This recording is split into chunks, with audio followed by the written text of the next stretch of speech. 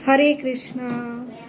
शुक्रवारी भक्ति वृक्ष जो हमारा साप्ताहिक जो हमारे अध्ययन जो हमारे शास्त्र के ऊपर हम अध्ययन करते हैं उसके लिए हम यहाँ पे जो लाइव सेमिनार आयोजित करते हैं, इसलिए सभी उपस्थित वैष्णवी और माताजी इनके चरणों में मेरा दंडवत प्रणाम। और यहाँ पे हम लाइव सेमिनार जहाँ चर्चा करते जो शास्त्रों के आधार पर है और जिसमें हमारा आज का विषय है आत्म साक्षात्कार। तो यहाँ पे अभी अभी ऐसी घटना हुई कि नंदी जो दूध पी रहा था, तो हम इतने जन्म जन्म से हमें हमारे वैदिक संस्कृति में ऐसे संस्कार है कि हम सवेरे प्राय उठते बराबर हम प्रथम जो काम करते भगवान का दर्शन लेते हैं और भगवान को अभिषेक करते हैं, भगवान को भोग दिखाते हैं, लेकिन भगवान मूर्ति के रूप में है। और यहाँ पे हम जो रोज करने वाली जो क्रिया है और अचानक ऐसा कुछ घटना होती है और सारे लोग एक ही क्रिया के पीछे पड़ते हैं और फिर आधुनिक ये समाज में ऐसा बोला जाता है ये तो अंधश्रद्धा है। और जो रोज करने वाले जो पूजा विधि करने वाले हैं वो भी इसके अगर ये घटना के प्रति आकर्षित होते हैं और फिर हम जो रोज कर रहे थे, जो हम भगवान को रोज भोग दिखा रहे थे, सही में वो भगवान नहीं स्वीकार कर रहे थे। और भगवान को अगर खाना है तो हम आंखों से देखेंगे तभी मानेंगे ये भगवान खा रहे हैं। अगर आंखों से नहीं देखते तो ये अंधश्रद्धा है। तो इसके बारे में ही आज हम चर्चा करेंगे, जो है आत्म साक्षात्कार। क्या है साक्षात्कार? तो हम वैदिक शास्त्र जो साइंस है, विज्ञान है, तो वैदिक जो संस्कृति है, विधि विधान है, उसका एक वैज्ञानिक आधार है। ये शास्त्र है और ये विज्ञान भी है। तो विज्ञान का अर्थ है कि हम उसका अनुभव कर सकते हैं। अनुभव ये सिर्फ इंद्रिय द्वारा, जैसे मेरे आंखों ने देखना, कानों से सुनना, ये जो 5 इंद्रिय है, मुझे टेस्ट करना है, मुझे स्मेल आता है, मुझे स्पर्श होता है, तो 5 इंद्रिय के द्वारा अगर मैं उसका अनुभव करती हूँ उसे ही साक्षात्कार कहते हैं। तो इसके परे हम मन और बुद्धि जो हम खुद अनुभव करते वो लेकिन हमारी इंद्रिय से दिखती नहीं है कि इसलिए वो भी एक विज्ञान है, लेकिन सूक्ष्म विज्ञान है। और उसके परे एक आत्मा है। तो हम आत्मा है, सामने वाला आत्मा है और आत्मा के साथ भगवान परमात्मा रूप में है। वो जानना, अति सूक्ष्म तत्व जो है जानना, उसे ही विज्ञान कहते हैं। तो शरीर दिखने के लिए जो आंखों से ये 5 इंद्रिय से हम देख सकते, सुन सकते, अनुभव कर सकते, टेस्ट करते हैं, स्मेल करते हैं, वो बहुत ही आसान होता है।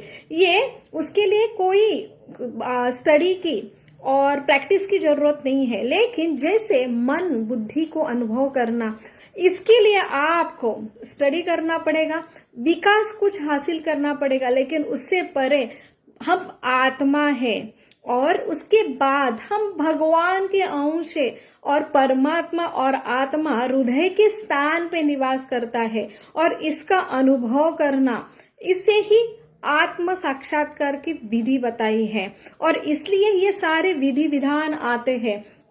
तो हम आधुनिक संस्कृति में ऐसे विधि विधान का जो सब कुछ जो आउटकम है कि हम ये सारे विधि विधान फॉलो करके हमारी एक ऐसा प्रगति होना चाहिए, ऐसे हम विज्ञान रूपी प्रगति होना चाहिए। और उसका मूलभूत आधार है कि एक एकात्मिका, जो हम सारे आत्मा है तो हमारा एक समभाव होता है, तो हम एक ही तत्व से बने हैं और इसलिए सारा दूजा भाव, वैर भाव नष्ट होता है और उसके बाद हम एक ही भगवान के अंश है। तो यही एक एकात्मिका है। तो यही डिफरेंस है कि स्पिरिचुअलिटी और रिलीजियस।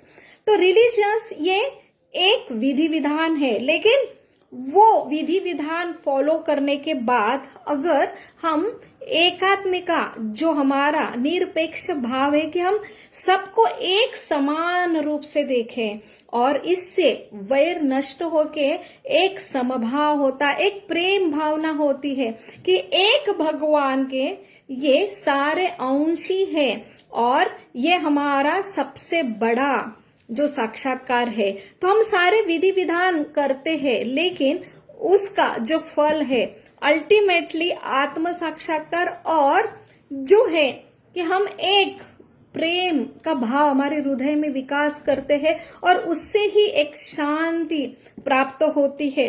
तो सबसे बड़ा यही एक मात्र उद्देश्य है सारे संस्कृति का, विधि विधान का, जो है आत्म साक्षात्कार। तो आत्म साक्षात्कार का अर्थ है कि हम सब आत्मा है, इसका रियलाइज करना। और ये कब होता है? जब हम भगवान के आंखों से देखेंगे। तो बहुत ही मुश्किल होता है, हम नीचे से ऊपर शरीर, उसके बाद मन, बुद्धि, अहंकार तक हम समझते हैं। उसके बाद और ऐसे विधि विधान जैसे मेडिटेशन करना, बहुत सारी तपस्या करना, उसके बाद हमें समझता है कि हम आत्मा है, उसके बाद हम परमात्मा है। ये बहुत ही डिफिकल्ट विधि है। और हमारे शास्त्रों में जो हमारा काल है, परिस्थिति, काल और व्यक्ति अनुसार जो आज हम ये युग में हम देखते हैं, हमारी आयु बहुत ही कम है, हमारी स्मृति, मेमोरी बहुत ही कम है, हमारा तपस्या करने का बल भी बहुत कम है, हमारा शारीरिक बल भी कम है, हमें इतनी रिस्पॉन्सिबिलिटी है।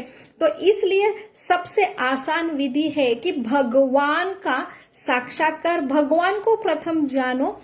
भगवान को जानेंगे, जैसे सूर्य को हम देखते हैं, वैसे सूर्य के प्रकाश के साथ, अगर सूर्य का प्रकाश, अगर हम सूर्य के प्रकाश तक जाते हैं तो अपने आप वो प्रकाश से हम खुद को भी देख सकते हैं, पूरी दुनिया को भी देख सकते हैं। ये सबसे आसान विधि है, जो है आत्म साक्षात्कार की विधि। वही एक कृष्ण भावनामृत विधि जो भगवत गीता और सारे जो भागवतम ऐसे पुराण हमें देते हैं। तो अल्टीमेटली सारे विधि विधान जो हम करते हैं, संस्कार करते हैं, इसका अल्टीमेटली फल है कि हम सबके हृदय में समभाव, प्रेम भाव उत्पन्न करें। और यही एक आत्म साक्षात्कार की पद्धति है।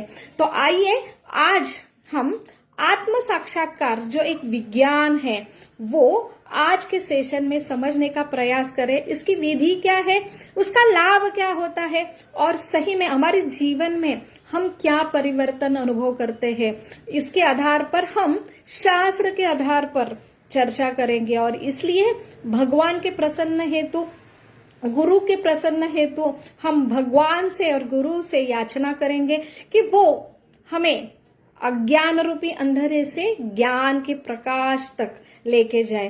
ओम अज्ञानतिमिरान्धस्य ज्ञानाञ्जनशलाकया चक्षुरुन्मीलितं येन तस्मै श्री गुरवे नमः। नमो ओम विष्णुपदाय कृष्णपिष्टाय भूतले श्रीमते भक्तिवेदांत स्वामीति नामिने। नमस्ते सरस्वती देवे गौरवाणी प्रचारिणे निर्विशेष शून्यवादी पाश्चात्य देशतारिणे। वाञ्छाकल्पतरुभ्यश्च कृपा सिन्धुभ्य एव च पतितानां पावनेभ्यो वैष्णवेभ्यो नमो नमः। जय श्री कृष्ण चैतन्य प्रभो नित्यानंद, श्री अद्वैत गदाधर शिवासादि गौर भक्तवृंद। हरे कृष्णा कृष्ण कृष्ण हरे हरे, हरे राम राम राम हरे हरे।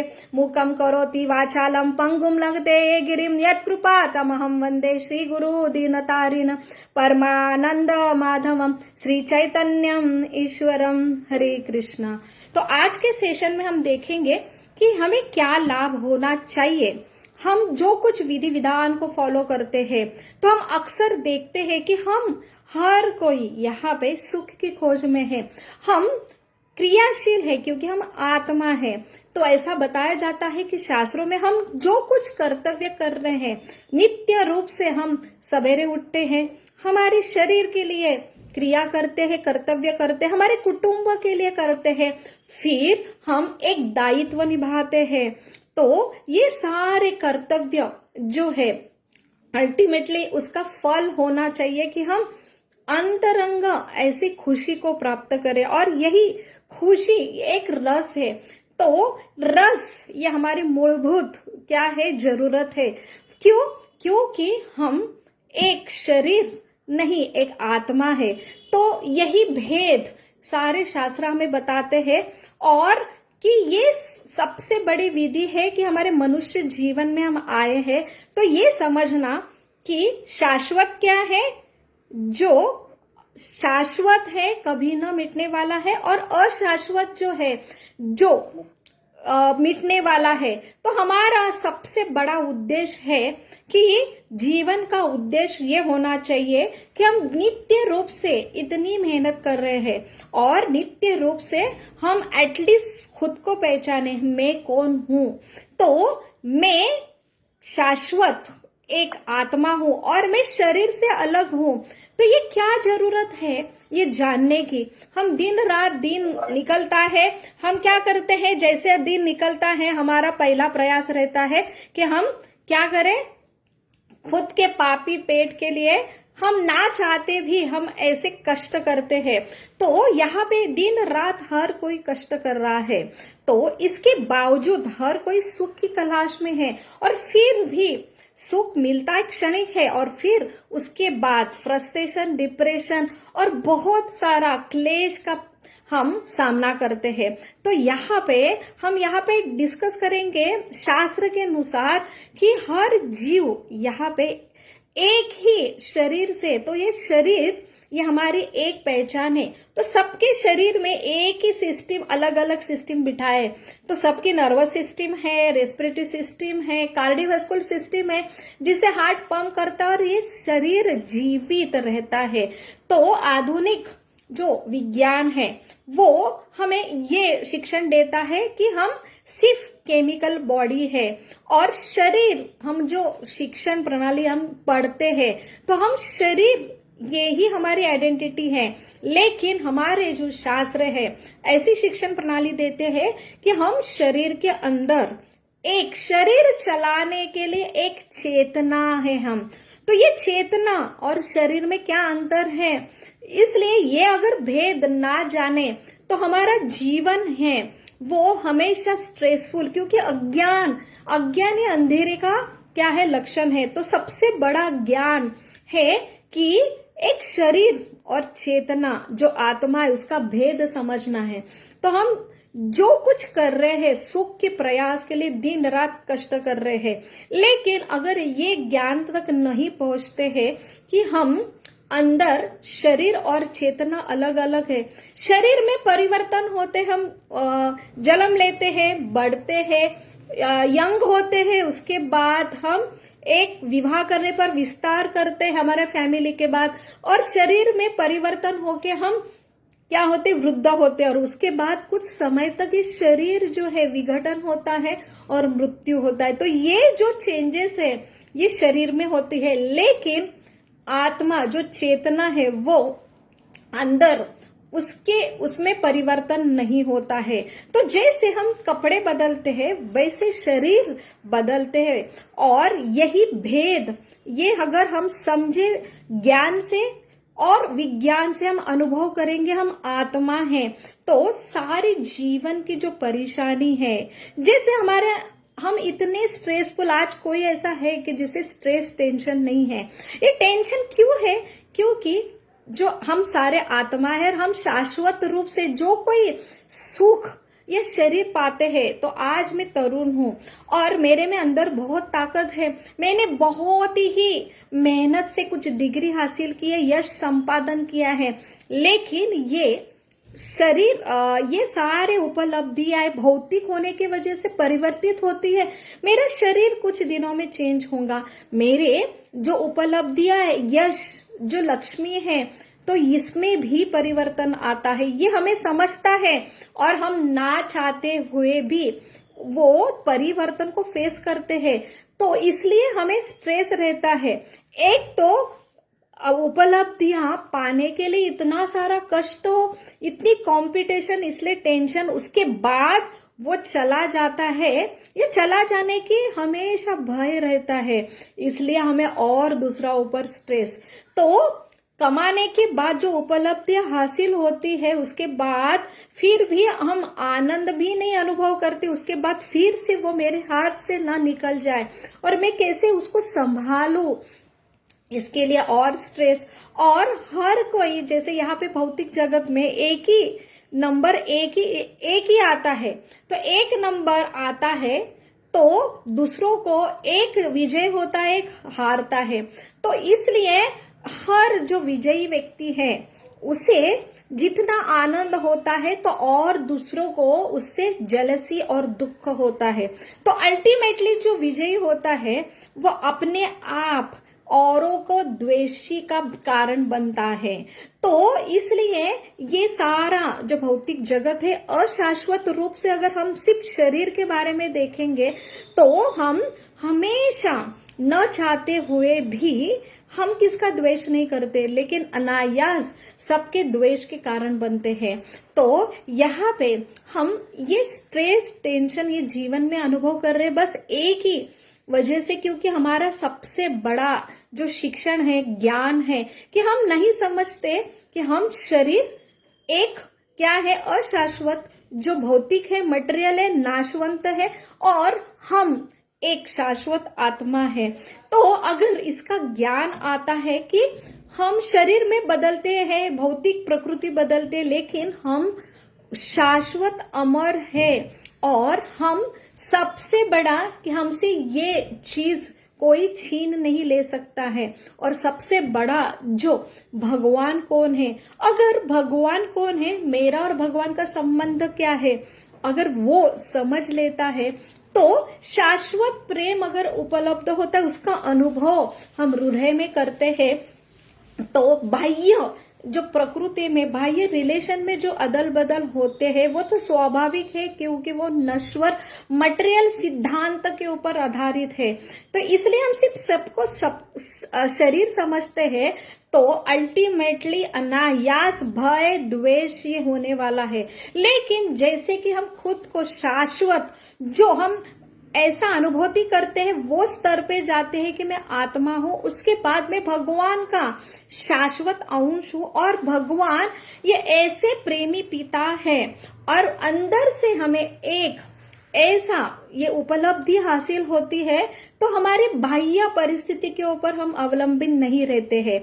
तो आज ऐसा आधुनिकता के वजह से, ये सबसे बड़ा ज्ञान ना होने के वजह से, सारे हमें ऐसा ये परिस्थिति होती है कि हम सारे बाह्य परिस्थिति के ऊपर निर्भर होते हैं, और बाह्य परिस्थिति के लिए हम क्या होते हैं, डिपेंड हो रहे हैं। हम बाह्य जो हमारी उपलब्धियां है, जैसे मुझे सुख चाहिए बाह्य, कि मैं शरीर हूं, तो शरीर के लिए जो कुछ चाहिए उसके ऊपर मैं परिस्थिति के ऊपर निर्भर हूं। तो अनायास हमें ऐसी परिस्थिति जो भौतिक परिस्थिति है वो हमेशा बदलने वाली है, और वैसे परिस्थिति के ऊपर अगर मैं पूरी निर्भर होती हूँ तो हमेशा अनायास स्ट्रेसफुल कंडीशन, टेंशन और द्वेष अनायास उत्पन्न होता है। लेकिन हमारे शास्त्र जो हमें देना चाहते हैं, ऐसा ज्ञान, ऐसी शिक्षण प्रणाली, ऐसा विज्ञान, कि हमारे अंदर ही हमारा सुख है। और वो सुख हम कब समझते हैं, जैसे हम समझते हैं कि हम आत्मा है, एक सिर्फ ज्ञान से नहीं, विज्ञान रूपी हम हमेशा अनुभव करेंगे कि हम आत्मा है, और ये शाश्वत है, ये कभी न बदलने वाला है। और सबसे जरूरी ये भगवान के अंश, और भगवान हमारे हृदय में रहते हैं, और भगवान का साक्षात्कार होता है। वो हमें ऐसे अनकंडीशन जो प्रेम करते हैं, तो अंदरूनी अगर खुशियां हैं, अंदरूनी अगर समुद्र प्रेम का मिला है, तो हम बाह्य जो परिस्थिति के ऊपर अवलंबन नहीं होते हैं, तो हम बांटना सीखते हैं। तो हमारे हाथ में बहुत ही जो है वो बांटना है।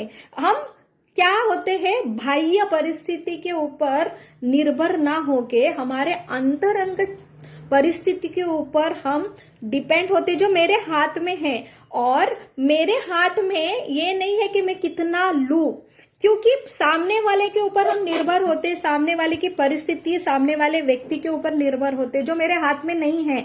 और हमेशा हम अनएक्सपेक्टेड, हमारे जीवन ही पूरा अपेक्षा के ऊपर होता है। और अपेक्षा ये बाह्य परिस्थितियों पर, बाह्य व्यक्ति के ऊपर रहती है, और अनायास हम हमेशा क्या होते हैं, हम फ्रस्ट्रेशन होते, क्योंकि हमारी परिस्थिति और बाह्य व्यक्ति की मनोदशा ये हमेशा बदलती रहती है। इसलिए हम कितना भी प्रयास करें शारीरिक, हमारे फैमिली, कुटुंब संबंधी के लिए, ये तो हम करना पड़ता ही है, लेकिन हम फ्रस्ट्रेट होते हैं। तो इतना सारा प्रयास करने के बावजूद भी हम हमेशा क्या होते हैं, हमारे संबंधों में विफलता आती है और अनायास भय और चिंताग्रस्त होते हैं। तो ये डिफरेंस है। शारीरिक चेतना के ऊपर आप रहते कि आप सिर्फ शरीर हो, और बाह्य प्रकृति के ऊपर, बाह्य परिस्थिति के ऊपर, बाह्य व्यक्ति के ऊपर, एक्सपेक्टेशन के ऊपर, परिस्थिति के ऊपर आप डिपेंड होते हैं, तो इतनी स्ट्रेसफुल कंडीशन होती है। वही अगर हम खुद को अंतरंग, ये हमारा सबसे बड़ी डेवलपमेंट होती है, विधि विधान को फॉलो करेंगे प्रॉपर पद्धति से, अगर ये जागरूक होती है तो हम अंतरंग अगर रिलेशन ऐसा समझेंगे तो हम अनायास बाह्य परिस्थिति के ऊपर डिपेंड नहीं रहेंगे, उल्टा हम देने का हमारी प्रवृत्ति होती है। तो इससे बहुत ही डिफरेंस होते हैं कि हमारी बाह्य परिस्थिति कितने भी बदले, हम उसके ऊपर निर्भर नहीं है। तो इसलिए ऐसा बोला जाता है, परिस्थिति हमारे हाथ में नहीं है, लेकिन मनस्थिति हमारे हाथ में है। तो मनस्थिति ये बदलने के लिए हमें ऐसा बोला जाता है कि जैसे कि भी पॉजिटिव, परिस्थिति बदलने वाली है, नहीं अच्छी आने वाली है, हमारा अच्छा ही होने वाला है। हम जो चल रहे राह पर, एक दिन परिस्थिति बदलेंगी और एक दिन हम क्या होंगे, खुश होंगे, हम होंगे कामयाब। Be positive. तो ये सही भाव नहीं है। तो हमारे शास्त्र हमें ऐसा शिक्षण प्रणाली देते हैं कि पॉजिटिव बोल के ही पॉजिटिव होने वाला नहीं है। तो सबसे बड़ा उद्देश्य है शास्त्रों का आपको सही परिस्थिति बताना। तो हमारे शास्त्र में पग पग पे ये लिखा है, ये परिस्थिति आज जितनी दुखी है उससे और दुखी होने वाली है। तो परिस्थिति ये दुखदाई है, जो वस्तुस्थिति क्योंकि अशाश्वत है, दुखालय। भगवत गीता में श्लोक आता है, 8वें अध्याय में 15 नंबर का श्लोक आता है, वो परिस्थिति दिखाता है। तो हम भ्रम में रहते हैं, तो हमें आनंद लगता है कि आज परिस्थिति दुखी है, लेकिन मैं इतना श्रम करूंगा, इतनी मेहनत करूंगा और एक दिन मेरी परिस्थिति सुधरने वाला है, और ये जो परिस्थिति सुधरेंगी वो ऐसी शाश्वत रूप से रहने वाली है। लेकिन भगवत गीता और भागवतम, हमारे शास्त्र हमें सबसे बड़ा जो है कि पर्दाफाश करते, जो रियलिटी है सही ज्ञान देते हैं। और भागवतम में भी हमें सबसे जरूरी ऐसा कथन आता है जो हमें फिलोसॉफिकल जो श्रुति है, भगवत गीता जैसे, वेद जैसे, जिसमें कथन आता है, रियलिटी आती परिस्थिति की, वही वो रियलिटी भक्तों ने अपने जीवन में कैसे अनुभव किए। तो हम देखते हैं कि जो विधि विधान के पालन करते हैं, जैसे 4 प्रकार के विधि विधान के लोग दिखते हैं। कर्मी, जो सिर्फ मेरा हाथ में कर्म है और मैं कर्म करूंगा, यही मेरा कर्तव्य, यही मेरा धर्म है, वो दिन रात प्रयास करेंगे। वो है भौतिक लेवल पे कि खुद को सिर्फ शरीर समझना और खुद के सिर्फ शरीर के लिए ही कर्म करना और पूरा दैव के ऊपर निर्भर नहीं करना। वो लोग विश्वास ही नहीं करते पहला जन्म था और अगला जन्म है, आज जो कुछ है वो मैं हूं और मैं सिर्फ मेरे शरीर, मेरी बुद्धि और ये भौतिक जो मुझे समझ रहा है उसके ऊपर निर्भर हूं। तो ऐसे कर्मी लोगों की एक ही क्या रहती है कि मुझे भौतिक क्या चाहिए, सुख चाहिए। तो इसलिए जो कामनाएं हैं वो पूरा करना, यही पूरा जीवन उनका चला जाता है। और हम देखते हैं कि भौतिक कामना जो है कभी नहीं कष्ट होने वाले। क्योंकि हम शरीर नहीं, हम आत्मा है, और आत्मा की बेसिक नीड है कि वो संतुष्टि चाहता है। जैसे शरीर के लिए ऑक्सीजन चाहिए ना, वैसे ही मूलभूत आत्मा की जो नीड है कि मुझे संतुष्टि चाहिए। अगर इसलिए हम संतुष्ट ना होते हैं, जैसे हम बाह्य शरीर के लेवल कार्य करते हैं, हम अपने कुटुंब के लिए पालन पोषण के लिए दिन रात प्रयास करें, वो भी हमारा कर्म है, धर्म है। लेकिन फिर भी क्षणिक सुख मिलता है, लेकिन अंदर से अतृप्ति, असंतुष्ट का अनुभव होता है।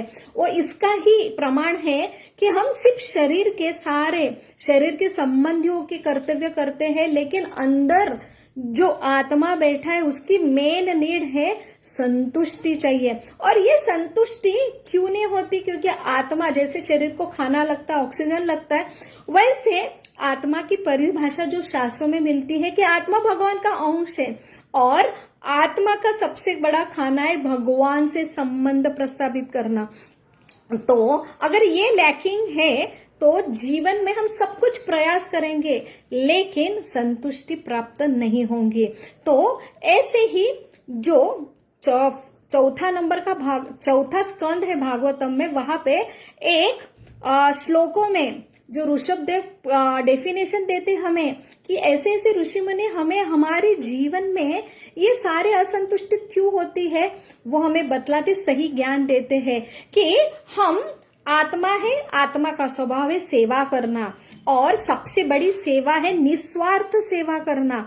तो निस्वार्थ सेवा, जैसे हमने पहले सेशन में देखा कि हर कोई जीव जो भूत है उनका निस्वार्थ सेवा करना, ये अगर हम करेंगे तभी हमारी तुष्टि क्या होंगी, कंप्लीट होंगी। तो यहाँ पे हम एक ही टाइम सब जो जीव उपस्थित है धरती पे, ये सृष्टि पे, सबको अनकंडीशनल प्रेम कैसे कर सकते हैं, उसके लिए सही सॉल्यूशन बताया है कि वृक्ष ये सृष्टि का अगर प्रमाण है तो वृक्ष के हर पत्ती फूल को पानी देना, तृप्त करना, ये पॉसिबल कब होगा? जब हम वृक्ष के जड़ को पानी देंगे। और यही सिद्धांत है हमारा मूलभूत कि हम भगवान के संतुष्टि के लिए काम करते हैं तो अनायास भगवान संतुष्ट होते हैं। तो हर सृष्टि का जो वृक्ष है उसके पत्ते फूल अपने आप बहरते हैं और वो उनका पालन होता है, तो अनायास हम क्या होते, संतुष्टि प्राप्त करते हैं। तो हम आज जीवन में इतने सारे कर्म कर्तव्य कष्ट करके भी हम असंतुष्ट क्यों है? क्योंकि हम सही रूप से खुद की पहचान न कर पा रहे। और सही हमारा कर्तव्य है जो भागवतम में आता है कि सवेन पुंसा परो धर्म यया यतो भक्तिर अधोक्षजे अहेतुकी अप्रतिहता ययात्मा सुप्रसिद्धति। तो धर्म का मीनिंग है कि अहेतु की अप्रतिहता, निस्वार्थ प्रेम करना हर जीव को। तो ये कब होगा? जब निस्वार्थ प्रेम हम भगवान से करेंगे। तो सारे जीवन में कष्ट कर रहे, कर्तव्य कर रहे, विधि विधान कर रहे हैं, लेकिन हम भगवान के प्रति निस्वार्थ प्रेम तैयार नहीं हो रहा है। और हर जीव के प्रति निस्वार्थ प्रेम अगर उत्पन्न नहीं हो रहा है तो कहाँ मिलेगी संतुष्टि? ये मूलभूत आत्मा की गरज है, नीड है, जरूरत है। तो इसलिए 4 प्रकार के लोग देखे हम। कर्मी जो हमारे संसार में हम देखते कि हर जो व्यक्ति है आधुनिक ये शिक्षण के अभाव से खुद को सिर्फ शरीर मानता है और शरीर की पूरी जरूरत के पीछे दिन रात लगा रहता है। और ऐसे लोग भी आज असंतुष्ट रहते क्योंकि शरीर की जो रिस्पॉन्सिबिलिटी वो करते हैं, लेकिन आत्मा की जो मेन नीड है वो संतुष्टि है, हर जीव को प्रेम करना। भगवान ही समझे नहीं, भगवान से नाता प्रस्तापित हुआ नहीं है, उनको संतुष्ट नहीं कर रहे तो असंतुष्ट ही दिखेंगे। ऐसे कर्मी लोग। दूसरे जो है ज्ञानी लोग या कर्मकांडी लोग हम पहले देखेंगे कि एक कर्मी है सकाम कर्मी, जो है कि मुझे मेरा हाथ है, मेरा जगन्नाथ है और हम सिर्फ भौतिक ही मानते शरीर और उसके ऊपर ही हमारा विश्वास है। और ये है जो है सकाम कर्मी, कर्म ही मेरी पूजा है। तो दूसरे है निष्काम कर्मी। तो निष्काम कर्मी जो है देव देवता को थोड़ा सा मानते हैं और वो लेकिन कर्मकांड की मुझे ये चाहिए वो चाहिए। जैसे भगवत गीता में 7वें अध्याय में जो श्लोक आता है कि 4 प्रकार के लोग भगवान के पास आते हैं, जो है आर्त जो दुखी है, अर्थाती अर्थ प्राप्ति के लिए, और जिज्ञासु कौन है, भगवान, और ज्ञानी। तो यहाँ पे भगवत गीता में हमें पूरा विवरण मिलता है, पूरी सृष्टि के सारे जीवों का नेचर का हमें विवरण मिलता है, जो भगवत गीता में 7वें अध्याय में 16 नंबर के श्लोक में भगवान कहते, चतुर्विधा भजन्ते माम जना सुकृतो अर्जुन आर्तो जिज्ञासुर अर्थाति ज्ञानी च भरत ऋषभः। तो भगवान कहते हैं ये लोग जो आते हैं, जो विश्वास रखते हैं, अभी कर्मी बिल्कुल विश्वास नहीं रखते, अभी ये विश्वास कर रहे हैं, लेकिन क्यों आते हैं, मुझे दुख है, भगवान बहुत संसार में दुख है, और इसलिए दुख के घड़ी में सब सारे जो रास्ते हैं मिट जाते, बस एक ही आश्रय होता है, भगवान। तो भगवान को अनायास पुकारते हैं, क्योंकि सुप्त अंदर भगवान, हम आत्मा है, और अनायास जैसे पूरी परिस्थिति खराब होती है, सारे रास्ते बंद होते, तो हमारी नेचुरल कंडीशन होती है कि हम किसका तो भी आश्रय लेते हैं, और भगवान को मानो ना मानो, हम भगवान के लिए ऐसे शक्ति के लिए पुकारते, उसे अर्थ कहते हैं। उसके बाद अर्थ जो है कि मुझे अर्थ चाहिए, कि मुझे संपत्ति चाहिए, मुझे ऐसा षड ऐश्वर्य चाहिए, क्योंकि ये मेरी नीड है। क्यों नीड है, क्योंकि षड ऐश्वर्य भगवान के हम अंश है, हमें पसंद है सारे ऐश्वर्य, क्योंकि हमारा अटैचमेंट, हम वहां से आए हैं, तो इसलिए ऐसे देव देवता की उपासना करते हैं। और ये जो है सिर्फ अर्थ दुख मिटने के बाद या अर्थ की प्राप्ति होने के बाद भगवान से संबंध है, तो यहाँ पे ये सही धर्म नहीं है। हमने धर्म की डेफिनेशन देखी, अहेतु की अप्रतिहता, मुझे कुछ नहीं चाहिए, ये भाव से हम भगवान के पास जाते हैं, तो ये मूल जो स्वभाव से हम भगवान की सेवा करते हैं, तो तभी हम संतुष्ट रह सकते हैं। तो ये भी संतुष्ट नहीं होते, क्योंकि वो भगवान से बिजनेस कर रहे, कुछ तो चाहिए।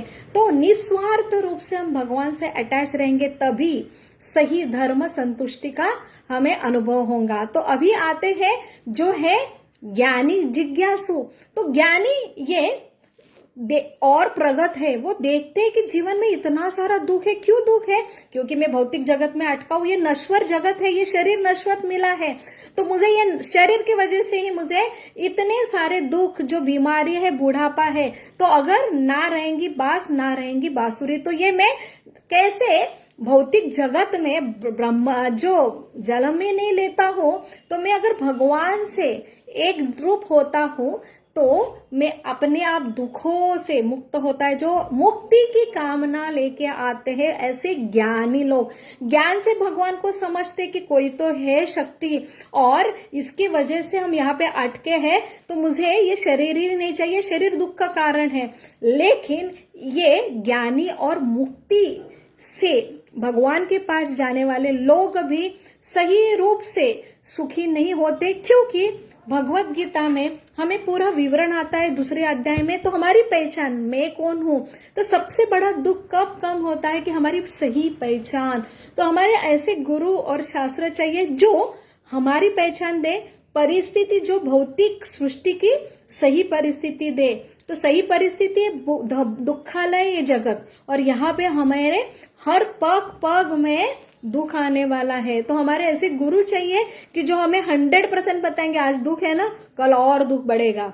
तो सही क्या है, आपकी कॉन्शियसनेस, आप कैसे फाइट करोगे, ये सबसे बड़ा गुरु है आपको प्रशिक्षण देने वाला। और पूरा भागवतम पूरा भरा है, ऐसा कहा भागवतम में लिखा नहीं है कि भक्ति करो दुख मिट जाएंगे, ये करो दुख मिट जाएंगे, नहीं, पूरा ऐसा विवरण आता है। ऐसे शुद्ध शुद्ध भक्त है प्रहलाद महाराज, पांडव, द्रौपदी, कि उनके जीवन में वो इतने बड़े प्रगत भक्त होने के बावजूद इनके जीवन में इतनी कठिन परिस्थिति आई है।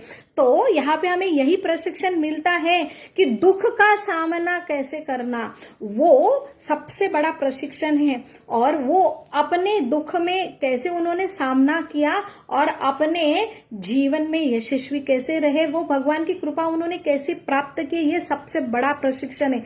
रियलिटी पूरी दिखाना, उसके बाद आपको फेस कैसा करना, ये सही ट्रेनिंग है, ये हमारे शास्त्र देते हैं, यही सही गुरु है। तो यहाँ पे दुख आते हैं, लेकिन जो मुक्ति के लिए जाते हैं तो भगवत गीता और हमें रियलिटी देती है कि हम कौन है। तो हम एक आत्मा है, भगवान के अंश है, हमारी एक रियल अलग आइडेंटिटी है। तो हमारा जो कर्तव्य, हम निष्क्रिय नहीं है, हम हमेशा क्रियाशील रहने वाले। हमें कुछ ना कुछ करना है, सेवा। इसलिए हम किसकी तो भी सेवा करते हैं। सबसे बड़ी शरीर का सेवा करने वाला है, थोड़ा आनंदी रहता है, लेकिन जो है कुटुंब की सेवा करता है उससे और आनंदी होता है। जो समाज की निस्वार्थ सेवा करता है उससे भी बहुत आनंदी रहता है। जो देश का सेवा करता है आनंदी रहता है, समाज की सेवा करता है आनंदी रहता है, वो और आनंदी दिखेगा। लेकिन जो भगवान की निस्वार्थ सेवा करेंगे ऐसे शाश्वत रूप से, और उसके वजह से हर जीव को भगवान के एक रिलेशन में देखेगा, हर जीव की निस्वार्थ सेवा करेगा, वो सबसे बड़ा आनंदी देखेगा। तो हमारा जो सही भाव है, सही रूप है कि हम क्या है, एक्टिव रहना चाहते हैं, हमें सेवा चाहिए। तो हम भले कैसे एक रूम में, भले एसी है, सब दुनिया की उपलब्धि है, लेकिन अकेले हैं और सिर्फ सोना है हमको, हम सही में आनंदी रह सकते। उसके बाद बोर हो जाएंगे और हमको बाहर आना है। और सबसे बड़ी बात, किससे तो भी आदान प्रदान करना है, चाहे कुत्ता दो या बिल्ली दो, कोई तो जीव दो। तो एक जीव दूसरे जीव से कुछ आदान प्रदान करेगा, यही हमारा सही स्वरूप है। तो मुक्ति के लिए आते हैं, ऐसे ज्ञानी लोग भी ब्रह्म में विलीन होते हैं और उसके बाद वो वहां खुश नहीं होते, क्योंकि हमारा स्वभाव है हम खुश रहना, ये हमारा नीड है, लेकिन खुश ये सेवा में रहते हैं। और वो सेवा नहीं मिलती, आदान प्रदान नहीं होता है, फिर से भौतिक जगत में हमें डाला जाता है, हमारा पतन होता है। ये है ज्ञानी। और ऊपर सबसे है भक्त, जो भगवान के पास सिर्फ एक ही भाव लेके आते हैं, भगवान मैं आत्मा हूं, मैं तुम्हारा अंश हूं और तुमसे आदान प्रदान करना सेवा के रूप में, और सबसे बड़ा है कि निस्वार्थ सेवा करना। और ये सही भाव अगर हम क्या करते, आत्मसात करते हैं, तब हमें कोई कंप्लेंट नहीं होती है। तो हमें अगर ये सही तत्व पे हम स्थित होते हैं, तभी हम पूर्ण रूप से आनंदी होते हैं। तो ये इसे बोला जाता है भक्त। तो 4 प्रकार के लोग देखे हमने जो भगवान के पास आते हैं। तो इससे हमें समझ में आता है कि हमारा सही भाव, जो हम विधि विधान का पालन करते हैं, तो हम व्रत पालन करते हैं, पूजा विधि करते हैं या सामाजिक कार्य करते हैं भले ही, तो इसका अल्टीमेटली फल है कि हमें ऐसी स्थिति आना चाहिए कि हम निस्वार्थ रूप से हर जीव को देखें, निस्वार्थ हर जीव से प्रेम करें, निस्वार्थ हर जीव से सेवा करें। और ये कब होता है, जब हम भगवान के कनेक्शन में आते हैं। तो हमें पूछा जाता है, ये भावुकता है क्या भक्ति? तो भक्ति ये भावुकता नहीं है, धार्मिक तत्व नहीं है, सिर्फ ये विज्ञान है।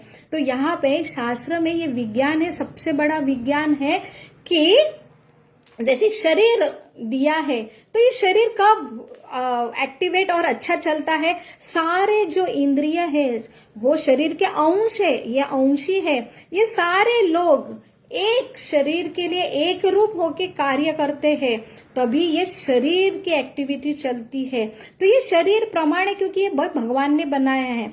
वैसे ही ये शरीर में सारे अंश जो आत्मा है, और भगवान पेट के रूप में है, उंगली भी काम करती है, आंखें भी काम करते हैं, और मेरे कान भी काम करते हैं, मेरा ब्रेन भी काम करता है, मेरा स्टमक भी काम करता है, सारे लंग्स, हार्ट सब काम कर रहे हैं। क्या?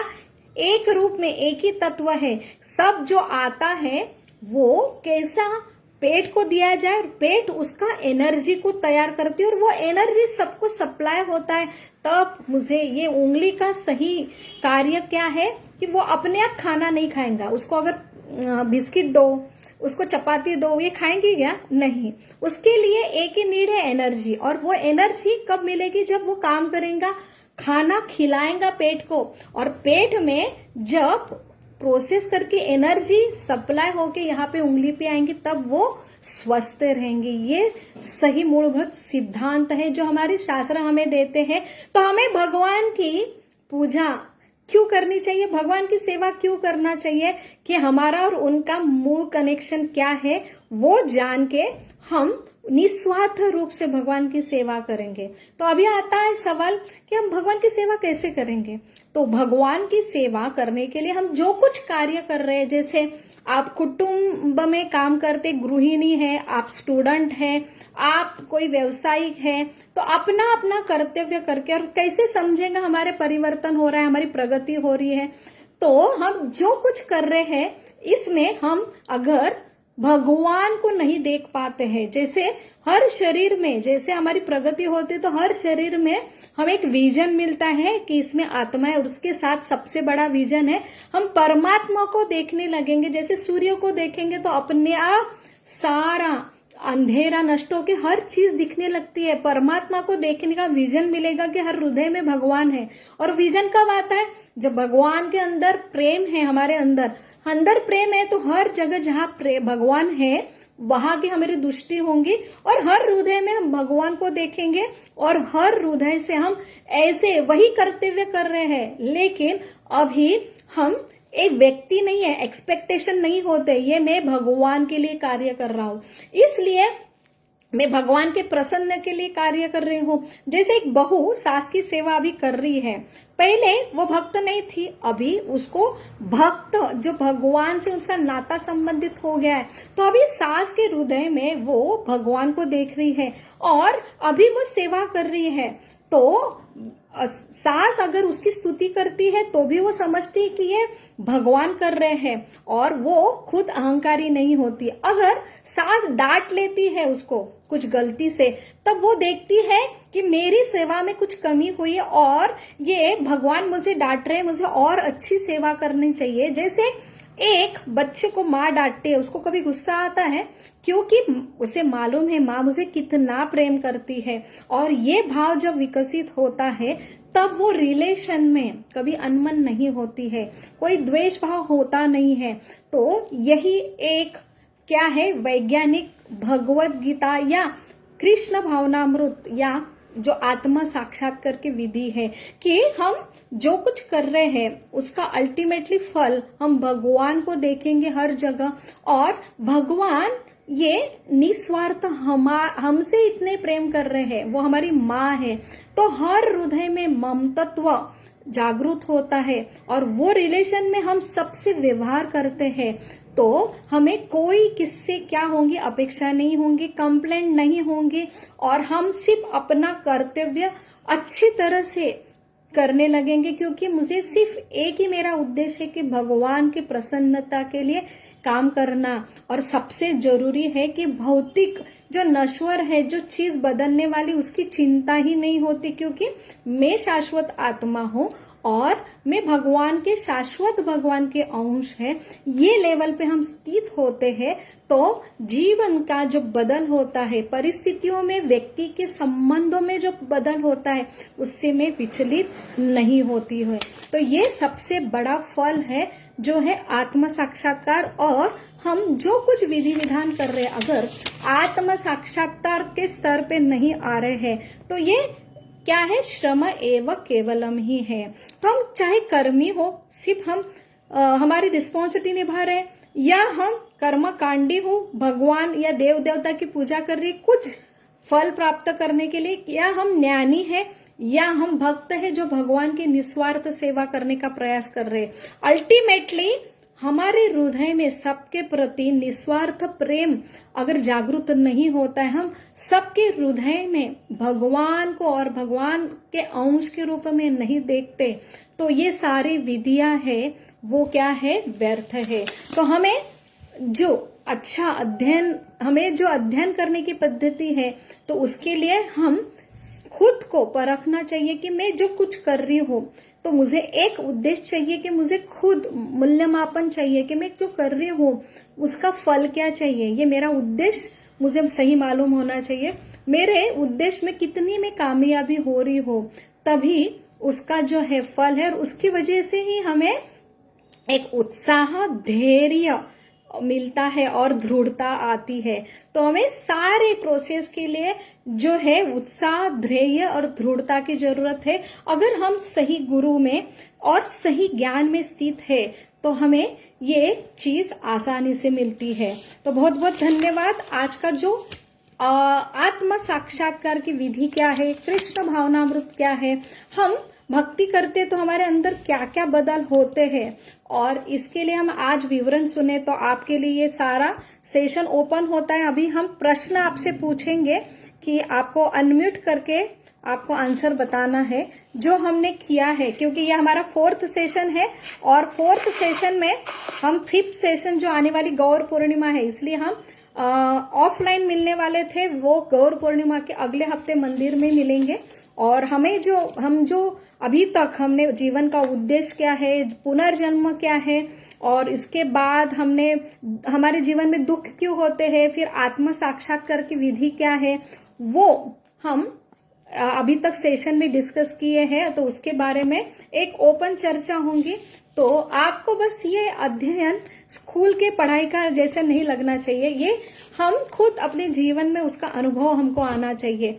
और ये अनायास प्रेममय सेवा है, तो उसमें हम जितना अध्ययन करेंगे, सुनेंगे, उतना हमें प्रेम उत्पन्न होता है। और ऐसा बोला जाता है 3 प्रकार की गुड़िया है कि एक सिर्फ सुनती है और चली जाती है दूसरी कान से, और उसमें आनंद नहीं होता। एक है गुड़िया सुनती है और उसके बाद उसकी डोरी जो अंदर ही अंदर चली जाती, तो ग्रहण करती रहती, आनंदी रहती है। और तीसरी जो है सुनती है और उसकी जो डोरी है जो कान से जाती है और मुंह से बाहर आती है, तो ये सबसे प्रगत है। जितना हम सुनेंगे, हम बोलेंगे और दूसरों को बताएंगे, उतने ही हम वो जो हमें प्राप्त हुआ है उसका ज्यादा अनुभव करते हैं, आनंद का। तो इसके लिए बहुत बहुत जरूरी है आपसे जो है बातचीत करना। और आपका जो प्रश्न है आप बाद में पूछ सकते हैं, लेकिन प्रथम हम कुछ जो आज सुना है उसके बारे में आपको बोलना है। तो हमारा पहला प्रश्न है कि हमने भगवान की सेवा क्यों करनी चाहिए, और भगवान की सेवा का सबसे बड़ा फल क्या है। हरि बोल।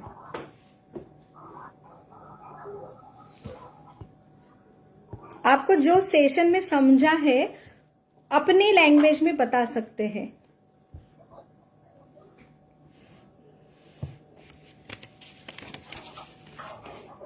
हरि बोल।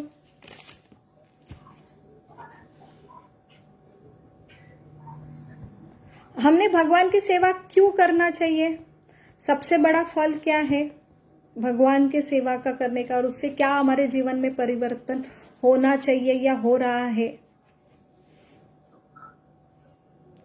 संगीता पाटिल माता जी, आपका माइक अनम्यूट है, आप बोलना चाहते हैं।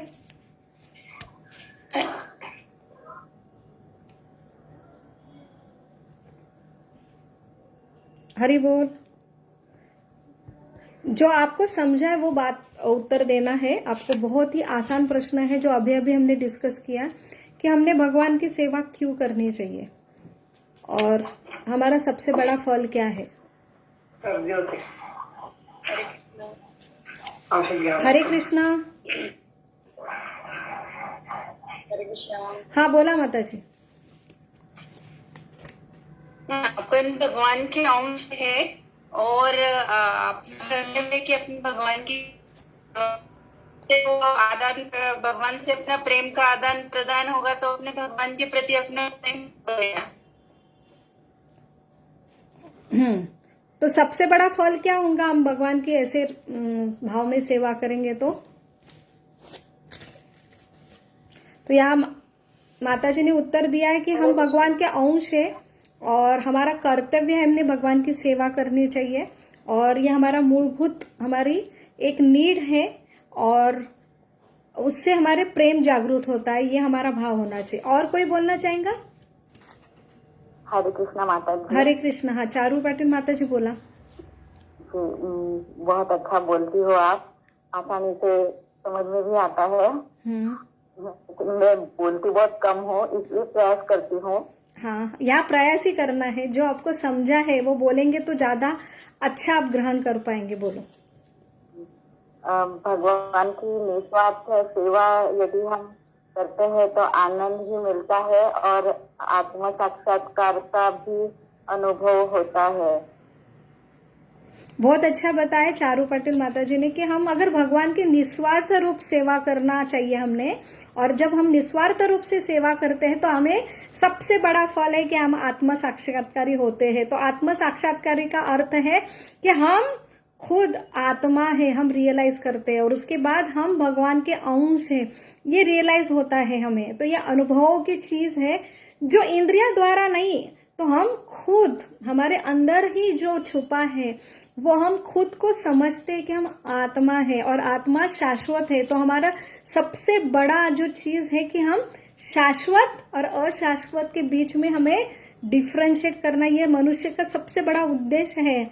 और मृत क्या है और जीवित क्या है, इसका डिफरेंस समझना, ये सबसे बड़ा सिर्फ मनुष्य को ही समझ सकता है, एनिमल को नहीं समझता है। तो हमें मनुष्य जीवन इसके लिए दिया गया, ये बुद्धि उसके लिए दी है कि मृत और जीवित इंसान में फर्क क्या है। तो वो है हम आत्मा है, आत्मा निकल जाता है तो शरीर मृत होता है। और ये अगर समझे तो हम वो लेवल पे आते हैं कि हम सबको आत्मा देखते हैं, और एक पहचान होती है कि भगवान एक है और सारे भगवान के अंश है। तो अनायास द्वेष हमारा मिट जाता है, हम वो एक जैसे पिता, अलग अलग पुत्र है, एक पिता के साथ रहते प्रेम रूपी संबंध में, वैसा भाव हमारा होता है हर कर्तव्य के पीछे। फिर वहां पे कोई कंप्लेंट नहीं होती है, क्योंकि प्रेम में ये सबसे बड़ा चीज है कि प्रेम के द्वारा हम कर्तव्य करते हैं तो वहां कोई वैर भाव नहीं होता है। थैंक यू माता जी। और कोई बोलना चाहेगा?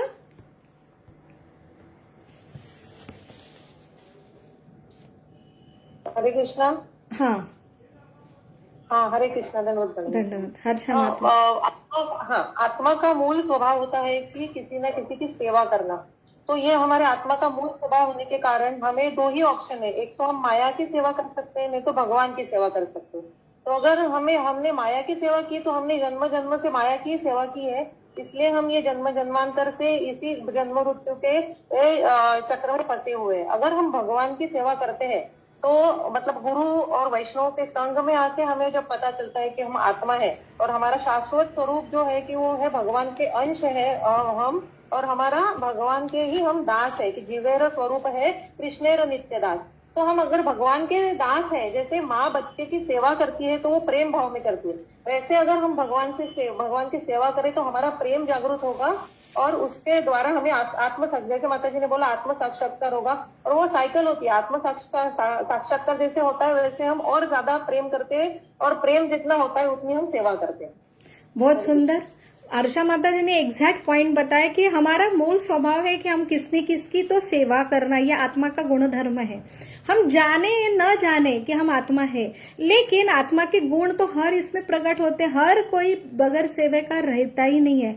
लेकिन हमें अगर ये ज्ञान नहीं है कि हम कौन है तो हम अनायास किसकी नहीं किसकी सेवा करते हैं। तो अगर भगवान के बारे में नहीं जानेंगे तो हर शरीर में भगवान है ये हमें अगर मालूम नहीं है तो हम माया जो नहीं है, तो हम खुद को शरीर समझते हैं, वो सही ज्ञान ने उसे माया बोलते हैं।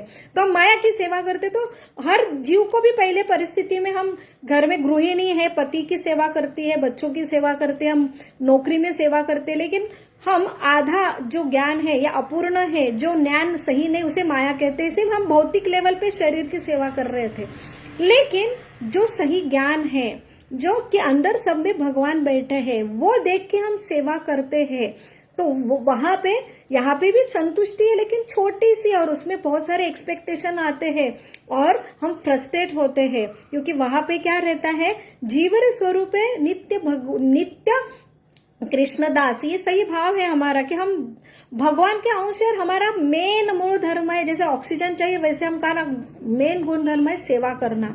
अगर ये हमें समझ में आता है तो ये सही ज्ञान है। और माया क्या है कि मैं भोगता हूं, मैं जो सेवा कर रहा है तो मुझे अल्टीमेटली क्या मिलना चाहिए, फल मिलना चाहिए। तो हमें कोई कर्तव्य निभाने पर अगर कोई स्तुति नहीं करता और स्तुति के बगैर कोई प्रताड़ना करता है, हमारी निंदा करते, तो हमें बहुत गुस्सा आता है, क्योंकि वहां पे हम कौन है, भोक्ताराम है। हम कौन है, तो हम भोगी बनते हैं, हम स्वामी बनते हैं। ये हमारा सही स्वरूप नहीं, वो उसे माया कहते हैं। और सही स्वरूप ये रियलिटी है कि हम क्या है, नित्य दास है, और हम भगवान के व्यू में देखते हैं, तब हमें सही भाव कि हम वही चेतना में रहते कि हम स्वामी नहीं हैं। हमारा मेन जो कर्तव्य, हमारा गुण धर्म है कि हम नित्य दास है।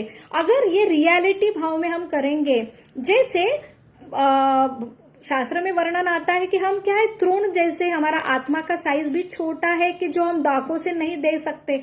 तो हमारा जो इतना एक बाल के दशाग्र, जो बाल के नोक के 10,000 टुकड़े में से एक टुकड़ा जो हमारी रियल परिस्थिति है, हम इतने, जो पत्ता भी सूखा हुआ, कोई भी उसको पैर के तले क्या करता है, रोंगता है, ऐसा उसको कुछ कंप्लेंट नहीं होती क्योंकि मालूम है मैं पत्ता और सूखा हूं।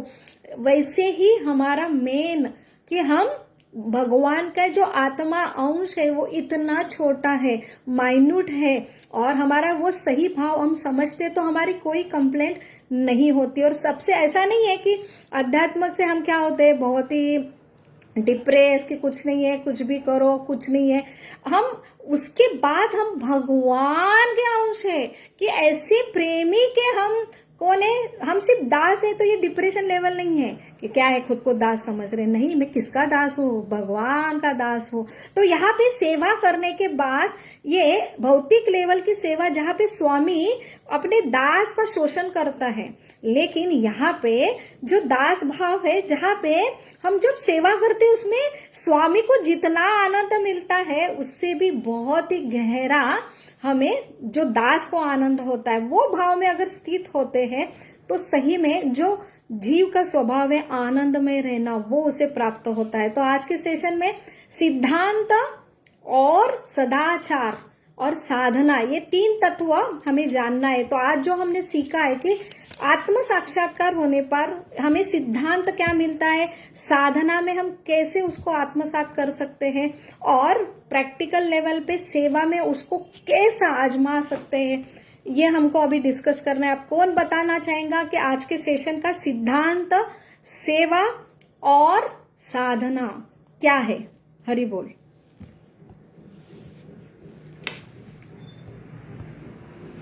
एक भी तत्व बताया कि सिद्धांत हमने ये सीखा है, और साधना इसके द्वारा हम ये साधना द्वारा ये हासिल कर सकते हैं। और हमारा प्रैक्टिकल रूप से क्या हमें आज का लेसन से सीख मिलती है, वो है हमारा सदाचार, कि क्या हमारे जीवन में परिवर्तन होता है, होना चाहिए, या और दूसरे भी हमारे जीवन में वो परिवर्तन देखेंगे, वो है सदाचार। हरि बोल।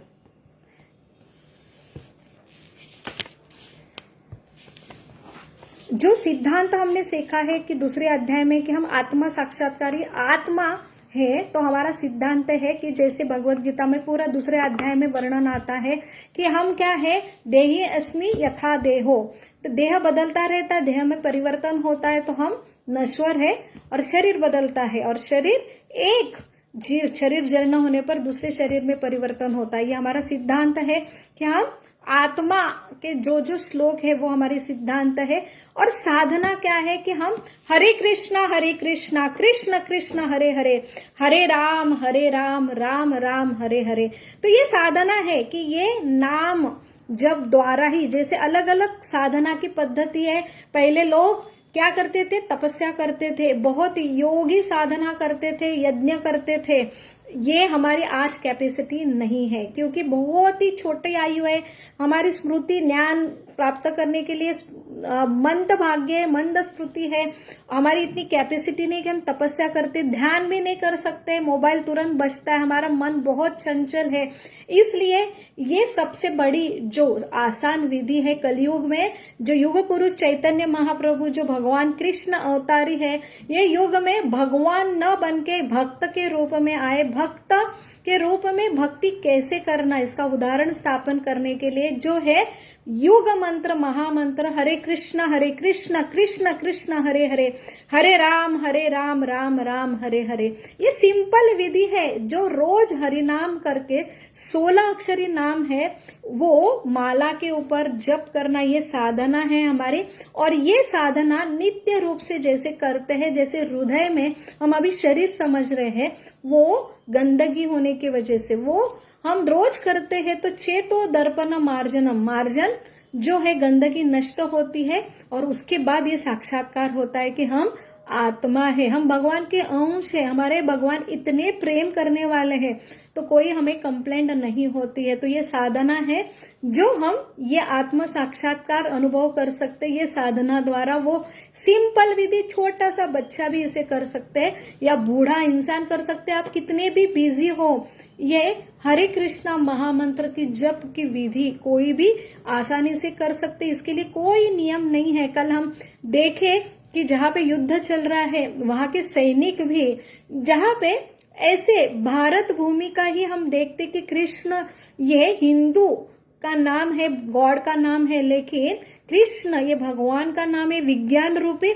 हम जानने लगे कि इतने सारे देश में, विदेशों में, जहां पे भगवान का जो हरे कृष्णा महामंत्र जप करके वो खुद को अनुभव कर रहे, भगवान तत्व अनुभव कर रहे, उनके घर, उनके जीवन में वो परिवर्तन कर रहे हैं और शांति का, सुख का अनुभव कर रहे हैं। तो ये कोई जातिवाद नष्ट हो जाता है। तो यही एक साधना है और यही एकात्मक निरपेक्षवाद है कि हम एक प्लेटफॉर्म में आते हैं और यही सबसे बड़ा साधना है। इससे द्वारा, ये साधना द्वारा हम ये साक्षात्कार कर सकते हैं। और सदाचार में हम देखते हैं कि कैसे हम एक समभाव लेवल पे आते हैं और जिससे कोई द्वेष हमारा नष्ट होता है, क्योंकि ममत्व के लेवल पे आते। भगवान एक है, सारे भगवान के हम अंश है, पुत्र है, तो एक दूसरे के प्रति प्रेम अपने आप होता है क्योंकि हम एक ही पिता के पुत्र है। तो सदाचार में हमारे वर्तन में बदल होता है। तो ये सदाचार होता है आत्म साक्षात्कार विधि से। तो बहुत बहुत धन्यवाद। हरे कृष्णा कृष्ण कृष्ण हरे हरे, हरे राम राम राम हरे हरे।